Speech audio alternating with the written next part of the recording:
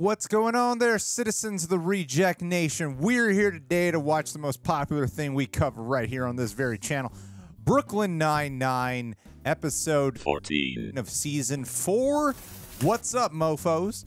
Alrighty, leave a like. Do it, please, for the love of God. Go to that like button. Also, full-length reaction watch-alongs where you sync with your own copy of Brooklyn Nine-Nine are available for our super sexy rejects at our Patreon page. We cover so many things exclusively over there with reaction highlights and watch-alongs included. Lastly, John, how are you? I am so good. How are you? Good, good. Then we're both good. All right, let's do it. As you know, the NYPD intends to shutter one precinct in Brooklyn. I'll be evaluating the 9-9 and sending my findings to the deputy commissioner. Are you sure you're the best person for that job? Ooh. You know, sexual past. I won't let the fact that you and I have a history together affect the decision I have to make in any way whatsoever. Well, that's certainly good to hear. I mean, sure, it took me years of intense therapy to get over. Oh, my God. Me a fear of intimacy that has affected every subsequent relationship. Oh, my God. No reason I can't remain unbiased. The way you just said that makes it seem like you actually are biased. I have no idea what you mean. The plan is clear, Sarge. You divorce Sharon, abandon your children, get back together with that monster. The precinct is saved. I'm not leaving my family. Come on, you didn't even consider it! Yeah, Terry. Give it some thoughts. That's simple. Get divorced and get back with it. What is going on here? Stupid printer won't print out my stupid resume, which means I can't send it to any decent, stupid precinct when this stupid place shuts down. That's not gonna happen. Why are you being such a gloomy Gus? I'm a realistic Randy. Didn't go with Rosa, huh? It's right there. Life sucks. Nothing good ever happens. Scully found a garbage cake, and I found us a dream case involving one Ms. Cassie Sinclair. From Serve and Protect. Yeah. That is my favorite cop show. Yeah, apparently her laptop was stolen and it had sensitive materials on it. Ooh. Bank account Nudies! Find out what horrible thing Terry did to this woman so he can apologize and make it right. Did you cheat on her? No, I would never do that. Did you date one of her friends right after you broke up? I cut off ties with all our mutual friends. Even Tommy. Tommy turned Terry on to tennis. Superb alliteration. It's time for a little girl talk. You really think you can handle girl talk? Relax. I got this. Hey, Veronica. It's time for some girl talk. Let me see that bra. That's how my girl talk goes. I know you have some fantasy about being a movie star. Fantasize about meeting one and being invited to a party at George Clooney's villa where he pranks me, and then we prank Matt Damon together, and then Damon's like, Peralta, you got the goods. You're gonna be the star of my next movie. Maybe I do want to be a movie star. I like the way you wear your badge. Can I steal that? Absolutely. Oh, hey, here's another little nugget for you if you'd like. Thanks for coming down to the precinct. I'm a cop. Wouldn't the person already know that if they were at the precinct? Yep. Someone broke into my trailer. Jimmy, the lock, found out this morning from the second AD. Oh, AD, announcing department. Assistant director. Oh, that's even better. Hey, hi, Cassie. Who is this? This guy. From the NYPD. They're here about my laptop. Oh, I didn't think you were going to involve the cops in this, but, well, that's okay. Here they are. Suspect numero uno. I know what she's going through. I've been broken up with 6 times. Really? Only 6? Yep. Does it count if they end the relationship but still want to be friends? Yes. Yes. Oh, then 210. Ouch. Is there anyone above her that you can appeal to? She reports to Deputy Commissioner Grayson. I've already tried to set up a meeting with him. He's on vacation with his family in the Poconos. Okay. Find out where he's staying and just happen to run into him and accidentally strike up a little convo about the 9-9. Oh, that seems rather underhanded. Desperate times call for desperate housewives. What? Measures. I said measures. Sure. You're a bad influence on me. Oh, I've never been a bad influence on anyone. Should I bring my leather jacket? It's ankle length and fitted. Yes. I won't bring it. It's too nice. You kids are gonna be all right. 9 times out of 10 in a case like this, it's a stalker. Whoever Jimmy the Lock didn't know what they were doing. I concur. This Dang. was a real hack job. Fillion. Mark Devereaux. He plays Detective Cold Tracker. Awesome. The next thing you're gonna say is, So what's it gonna be? Rock, paper, scissors, or gun. Who's been in here since the incident? What's he doing? He just thinks he's a detective because he's been playing one for 15 years. I can hear you. Look at the time. Well, they need you on the set, Cassie. I'll walk you over. You are so suspicious. Has anyone noticed this crumb? You might want to bag that. Send it to the boys at the lab. But in real life, when we handle evidence, we gotta wear gloves. Never wear gloves on the show. The fans will love to see my fingers. Almost as much as they love seeing my feet. Google it. No. Oh, man. You got a side hustle. Would you ever consider being consulting producers for the show? Absolutely. What does that mean? Well, we pay you to come in your off hours, talk to the writers, tell them your stories, lend the show a little authenticity. He's gonna run it by the studio, Rosa. I told you, if you're good cops, you do your job, things will work out. So dumb, Peralta. I think that job offer's bogus. He's trying to buy us off. Look, I don't know about you, but I can't be bought off. And it's gonna take a hell of a lot more than some job offer to make me compromise the integrity of the badge. Hey, Jake, catering sent over some chicken fingers. Yeah. Badge? What badge? We're hanging out with cool people. Don't ruin this with all your Rosa-ness. Think about it. That producer guy didn't want to see her at all, and then after watching us work for like 2 seconds, he offers us a job? It doesn't make sense. That's just how showbiz works, you rube. He doesn't want us to solve the crime, so he is buying us off. It's shady. I love the shade. It keeps the sun away on hot dates. He and Cassie have been fighting about her contract. It's been all over the news. The trades. They call them the trades here. We read them in our trailers after we wrap and before we go home. Fun fact, stars use the word home too. They're just like us. I planned the perfect breakup. I even got her a classy breakup present, plus a gift receipt in case she wanted to exchange it. You deserve a man that can make you happy, and it is the greatest displeasure of my life that I could not be that man. Thank you, Terrence.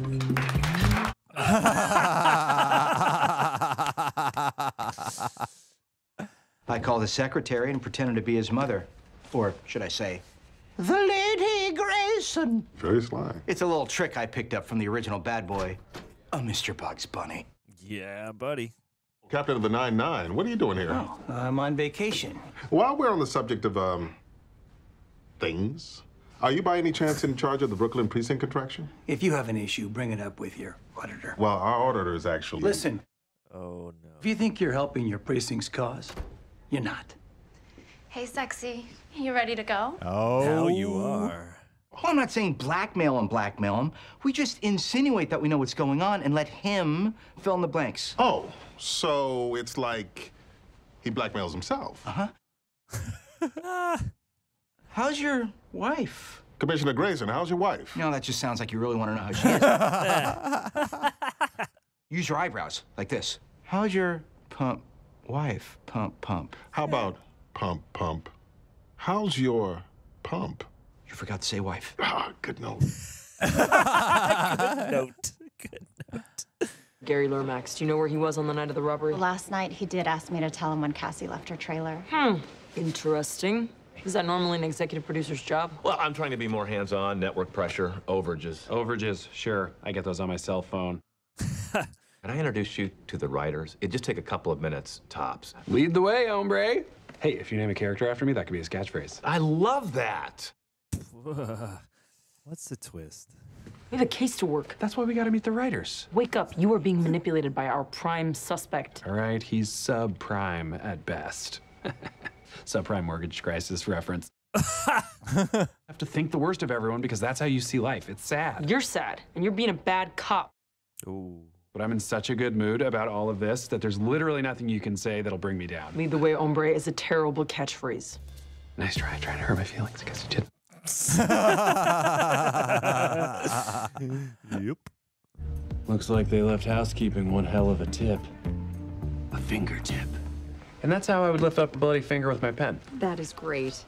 Oh, jeez. What are you doing? Talking to Cassie and the writers, who BT dubs all have alibis. Also, Gary said that the studio approved us as producers. I'm having my agent look over the paperwork. Security camera across from Cassie's trailer caught this yesterday. Care Bear took the laptop. Come on. We've been going for a while. You feeling hungry? Starving, thanks. Oh, the yogurt. I even gave Veronica plenty of time after her mom's death. Wait, what does that mean? I was gonna break up with her, but then her mom passed. So Like a gentleman, I waited. That way she wouldn't have to deal with too much pain all at once. How long? Oh, no, a year and a half. Seriously? What? I was being considerate. Believe me, she had her fun for those 18 months. Terry puts out. Blah. The gift you bought her, did you buy it when you first wanted to break up with her or when you finally did it? The first time. But why would that matter? The gift receipt. They all break eventually. Damn. Commissioner Grayson. Captain Holt, I told you I'm not going to get involved. I know. I just wanted to say. I love the 9-9, and the main reason why is you. Not Jake. Yes, clearly, it's mostly Jake, but it's also you. I'd rather we split up than stay together and compromise who we are. Bullshit. We'll feel better knowing we didn't resort to blackmail. I agree. From now on, the only blackmail I want anything to do with is you. You. And Terry. Security cam caught you breaking into Cassie's trailer and walking off with this backpack. You know what? You Hollywood types make me sick. Detective? For the record, your show stinks. I've watched over 200 episodes of it, and I've never liked one. No. Just a bunch of pills. Cassie has a painkiller problem. The show tries to protect her from herself. That's why I was surprised she called the cops. But thanks for busting in here and telling me how much you hate my show. And scene. Making a mistake. That's the kind of thing we can go over more when I come in on Monday for my first day of work. You know, you can forget about the job. But you're still gonna name a character after me? Oh, Rosa. Everything sucks. We're never gonna solve the case. I'll never work in show business, and I'll never drink another smoothie. Now you're getting it. We won't be friends anymore. You don't actually think that we won't be friends anymore if the precinct gets shut down. Oh. We will never not be friends. Thanks, man. Oh. Get your hand off me. Yep. Forgot the Rosa rule. Everything's not awful. I just solved the case. Season 8, episode 16, in which Detective Cole Tracker catches the Brooklyn Bra Butcher while wearing gloves. I thought Mark said his character never wears gloves on the show. Huh, now that you mention it, that does ring a bell. Interesting. I knew it. You wanted us to see you holding the bag because your prints were already on it. Cassie's only been on the show 2 years, but there's already talk of her getting a spin-off. You were gonna post her personal photos and humiliate her. Ridiculous. I've never been more insulted in my life. Cassie's laptop in the trunk of your car. I stand corrected. Yeah, you got me. I did it. Good job. Now, you don't have to forgive me, but could you please at least give the precinct a shot? Except I've already turned in my report. Positive? No, it was real bad. Oh, Jesus, no. Your sister and I are gonna trot you all around the apartment. What's wrong with you? I'm Jake Peralta, the grossest pervert of all time. Rest, you unbelievable creep! You'll never take me alive!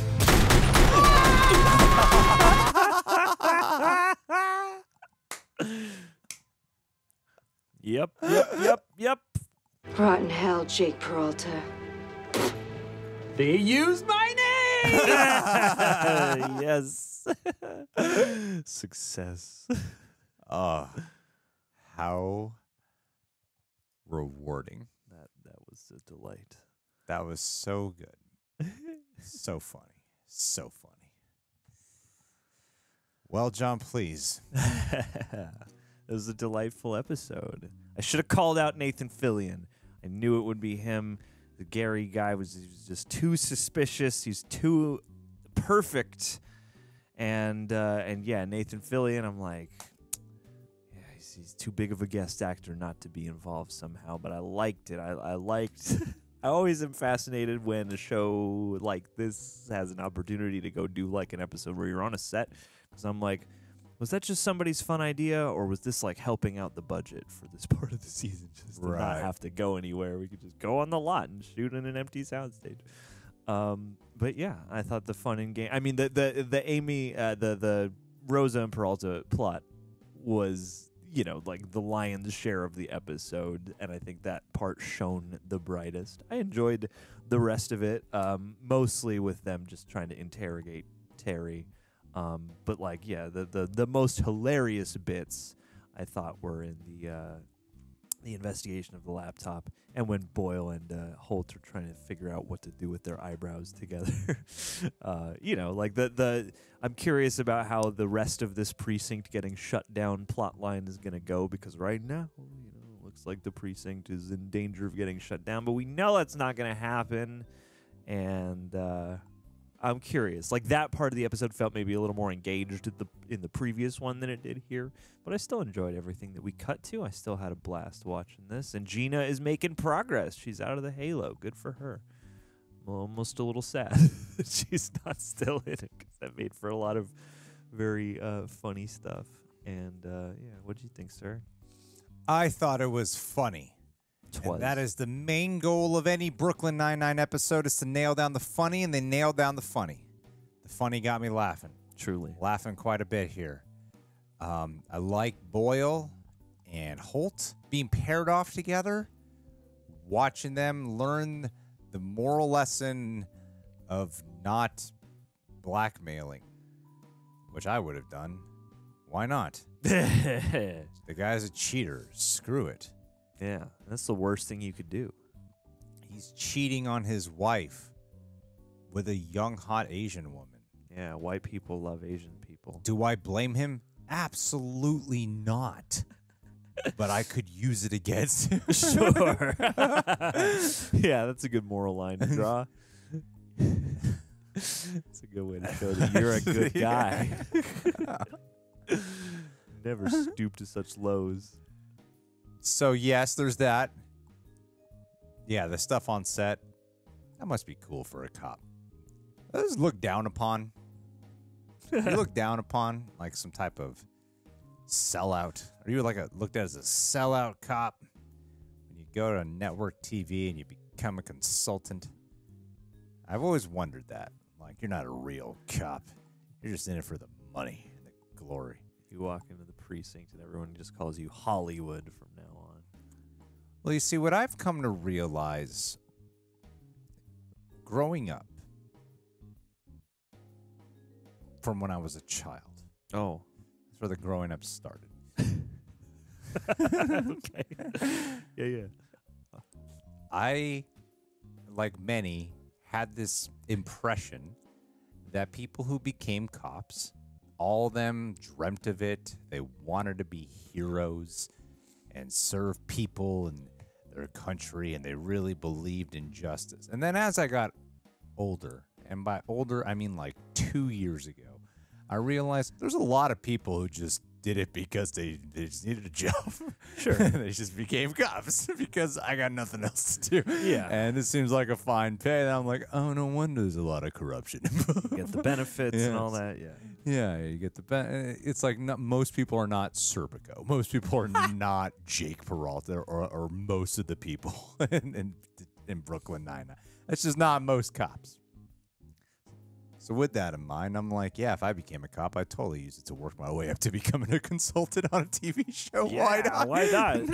I have no real passion to become a police officer, but if I had been down that path because I just had to, I'd do a good job. But I'd also be like, all right, it's time to become a consultant. But they're detectives. Yeah. They're not like beat cops, yeah, street cops. Different, Yeah. So that would be so. Yeah, does that looked down upon? I wonder. But I liked how this played on the fantasy of Jake Peralta wanting to be a movie cop in his own way, TV show hero cop, and that was funny. It was really funny, and they had me going because it seemed like it was really. I thought it was just going to be something where Jake learns his lesson. Like I thought it was going to end shortly after they confront the producer, and I was like, oh, that's a turn of events. Playing on the real life Stephanie Beatrice. Sure, yeah. Who was addicted to pills. Exactly. Look it up, guys. It really happened. Google how it. she dealt with it was through this episode. It was very real. It all 100% happened. I'm not making stuff up. I don't do that here. No. That's very real. And there's another plot line. Oh, yeah, and I also like Terry, realizing, because Terry's looked at as such like a good guy, the nice guy, the family man. Then to see that even he makes mistakes. Sometimes that niceness can get in the way. Yeah, I relate to that. Yeah, sometimes you try to be so nice that you actually kind of screw things up worse. Mm-hmm. Well, that was a pretty big oversight on his part. I'm like, damn, dude. Shouldn't have given the gift receipt. That gift receipt.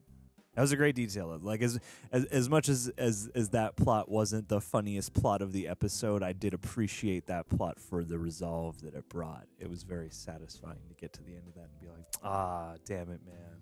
That's a very human error. Yeah, I thought we were gonna have some like a little bit more fun back and forth with that Veronica girl and Terry, but we didn't do that, and they were just kind of kept apart the whole time. I know. That's what I mean. Is like, you know, having Teddy was like such an engaged thing, and I get that you can't maybe do like the same kind of episode again, but it would have been different for Terror Bear. Yeah, sure. And it felt like even though that was part of the stakes of the episode, it felt sort of like distant from the main action going down. My God. Okay. So this can has 300 milligrams, and this one has 140. Wow, that's different from each other. That's significant. I've never read the milligram dosage on You gotta them. really choose the flavor right. Or Yeah. Oh my God. They both, you know, tout extreme performance and focus. Why are they so different? I don't know. Why does Mega This Man? one's Mega Man. Why does Mega? Maybe because he's Mega. It's got to be double. Cool. Well, if I drink them both, it'll be 440 milligrams of caffeine, which would be awesome. Mega Man ones are good though. I know, they're delicious. Wow, that's a lot of caffeine. Yeah, who needs sleep? Anyway, that was a good episode. Thank you guys for being here and enjoying Brooklyn Nine-Nine with us. It's always a treat. It's good comfort food. It's my police family. This show is the single reason I love cops as much as I do. Let's do a patron of the day shout out. David Gandy. Gonna be investigating you, David. I've heard some terrible things about you.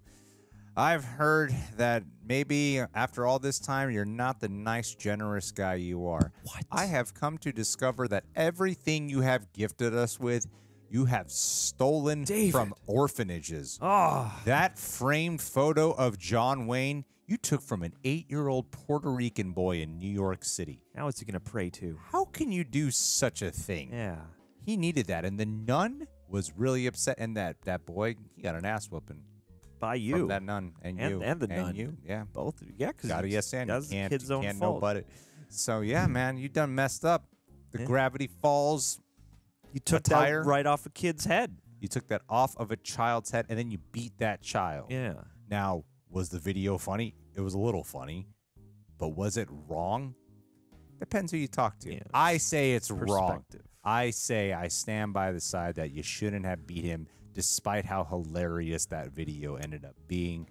You shouldn't have done it. I say there's not Don't enough beat children. evidence. Not enough evidence. True. It could have been any white Could man. have been any white man. They all look alike. They all look alike, especially David. Typical looking white man. White guy with glasses, like that's the best disguise out there. Also, you did a couple of videos where you sang to us and you sent us a video on a phone. Found out deep fake. Yeah, and the song was stolen too. That's right. Yeah, you didn't write the happy birthday song. He did not, and he took a deep fake of Prince. Yeah.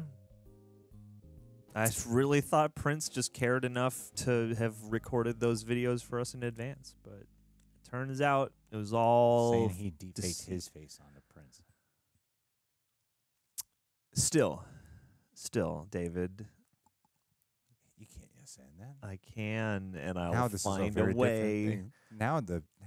Now we're going down a path. Prince is David's you accomplice. knew this whole time. Prince was like, David, I'll record the music, No, and then John. you just deep fake your face onto me. Whatever, David. Thanks for being here. I'm sorry, guy this David. whole time. I Appreciate your time. You can arrest me now. It's okay. Bye, David. Sorry I got messed up.